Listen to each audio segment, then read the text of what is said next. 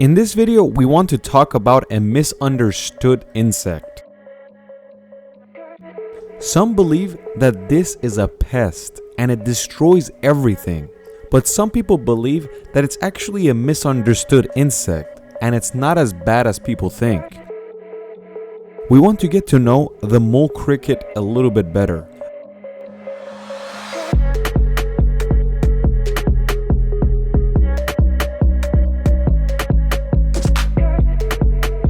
Obviously, you heard us that the name of this insect is mole cricket. The funny thing is, it has two different names for an animal.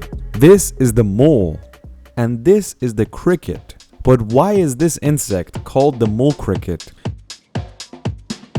The reason they chose this name is because the hands of a mole cricket is very much like a mole, and it's meant for digging. And the reason they use cricket is that the insect looks like a cricket, but either way, this is neither a mole nor a cricket.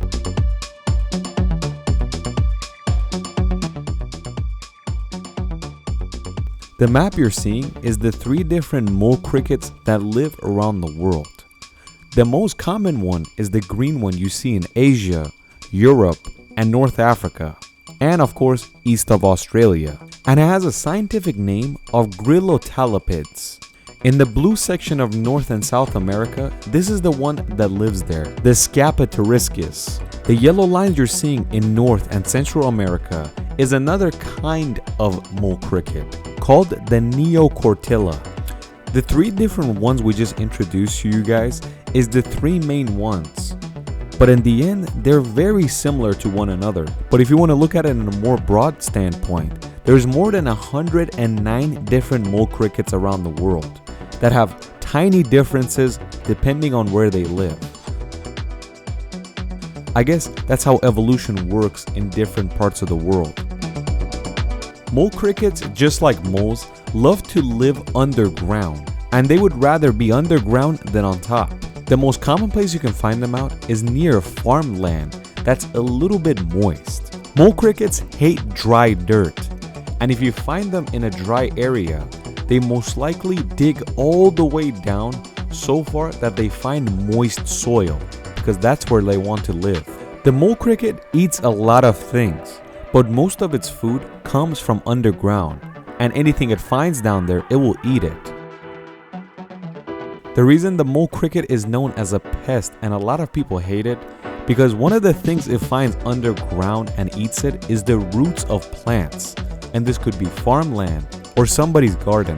And it's common to see mole crickets destroy an entire farmland piece by just eating its roots. You're not going to only find mole crickets in farmlands. You can find them in your backyard where you have trees and plants there, or somebody's garden. Anywhere there's roots, you can find these guys trying to eat it.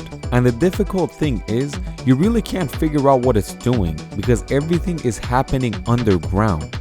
All of a sudden, after a while, you're going to be confronted with dry plants that have been killed because the mole crickets have damaged the roots. The mole cricket also mates underground, and knowing it is kind of interesting. The lifespan of a mole cricket is under 2 years, and that is why it already goes through puberty, and it's ready to have children very quickly. The funny part is that when the male comes out of the dirt and tries to find a mate, it does it with high fashion. And I'm not talking about like this. It starts singing with this type of voice. When it starts singing, the female mole cricket will hear it and go towards the sound. And if they like each other, they will end up mating.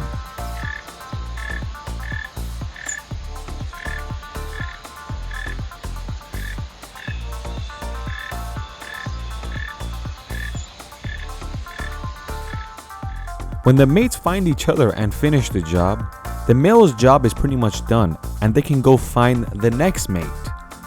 But the female's job has just began. They have to go dig a hole for a place to put their eggs at because they only drop their eggs underground. You might have seen some type of mole cricket fly.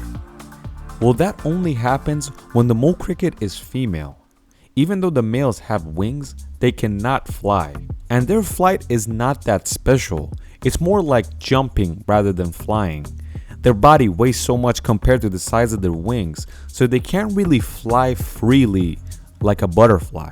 When the female lays her eggs, it could be between 25 all the way to 100 eggs. And the eggs look like jelly bellies, but not colorful like this. Depending on the species of the mole cricket, they will stay with their eggs, or they will just drop them off and leave and let them figure out themselves. But the cool thing is, the females that stay with their eggs, the chance of survival grows drastically. And that means the population of that type of mole cricket will rise. So the higher the population. Unlike other insects, mole cricket is special in a way where it's born, it looks the same until it's fully grown. It just gets bigger and bigger, but looks the same. When you look at the hands of a mole cricket, they really look like they're engineered for digging. They look like tiny shovels, just like what a mole has. And these giant hands are another reason this insect can't properly fly. Just like its entire body, it's too bulky and heavy, so it doesn't allow it to fly freely like any other insect. And these hands are more useful than flying for this type because it has power to dig itself tunnels. The female is the only one that can fly. But you might ask, what's the male good for? They're good for singing. Everybody thinks that vibrations were first intended for cell phone, so you can feel it rather than hear it. But that's not the case because mole cricket is the one that vibrated first. When a male mole cricket starts singing to find a mate, it vibrates so hard that the female mole crickets underground can feel it, and when they feel that type of noise, they will come up to find that male. And the better he sings, the higher the chance of mating. Mole crickets damage farmland, they damage people's gardens, and they're known as a pest. But it's the type of pest that is something that you cannot eradicate because it's so useful. It's the #1 food source for plenty of different animals, especially different kinds of birds.